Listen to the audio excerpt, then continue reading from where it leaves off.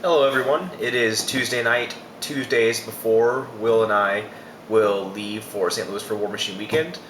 This is pretty much the first convention I can remember where I don't have to spend the nights leading up to the convention painting, so I figured I'd just put up a short video talking about something that Tom and I had touched on during last weekend's Q&A, which is things outside the actual game that you can do to help prepare to do well at a convention, and in this case, like what you should pack and what you should bring with you besides the basic stuff, besides things like clothing, your models, templates, and tokens. So one of the big things is you want to make sure that you stay well fueled and well hydrated throughout an event. Events can usually go pretty long. This is something that now is becoming, we touched on Sunday, and also has gotten more attention now. Stuff like Magic Pros, they usually try to drink lots of water and eat like better food than just they try to avoid fast food, candy, stuff like that, because you can usually crash after a long day of that, and you just don't really feel good after hours of playing.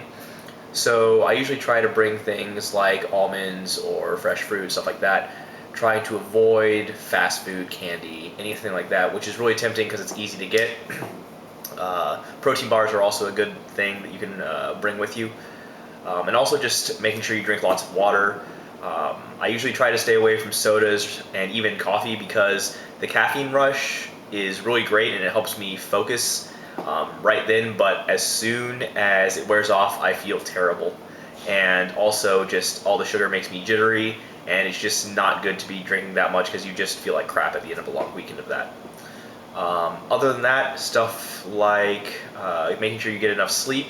So Jeremy Lee always brings earplugs whenever he travels, not just for himself, but also for his roommates, in case anyone snores really badly. Most of the time, you're not going to get a whole lot of sleep. At conventions, you're probably looking at around 5, maybe 6 hours if you're lucky. So you want to make sure that sleep that you get is very restful, so you don't want to be waking up in the middle of the night because the people that are sharing your room are just pretty much just sawing logs.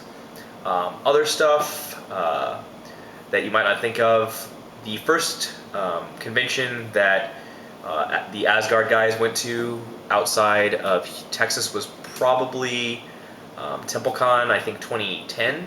And the thing is, anytime that we travel past north of Dallas, the weather changes really quickly. Houston is very hot and very humid.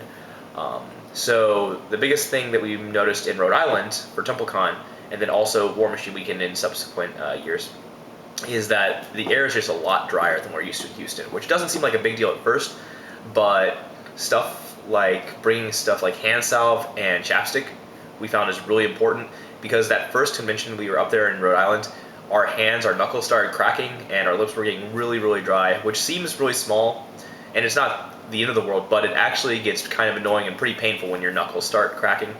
So you want to avoid stuff like that. Other stuff, bringing stuff like battery packs, especially if you're planning on using your tablet for War Room, or even just keep your phone charged. And then I usually try to bring, where is it? Oh, I haven't packed up. But I have a small notebook I usually bring with me to conventions because, especially in the plane when we're flying there and we're dojoing or theory crafting or talking through matchups, it really helps to write some of that stuff down so I can review it either before I go to sleep or right before the tournament starts. And then especially during the game, I try not to be disruptive about it, but I try to make notes of what I did well or what I need to improve, or anything that I see my opponent do well, or cool tricks that I see. And when you're looking at War Machine Weekend, when you're just playing a ton of games, you're going to have a lot of opportunities for that. So I always find that to be a great tool to help improve as a player. Other than that, just making sure that you show up well rested and ready for the event.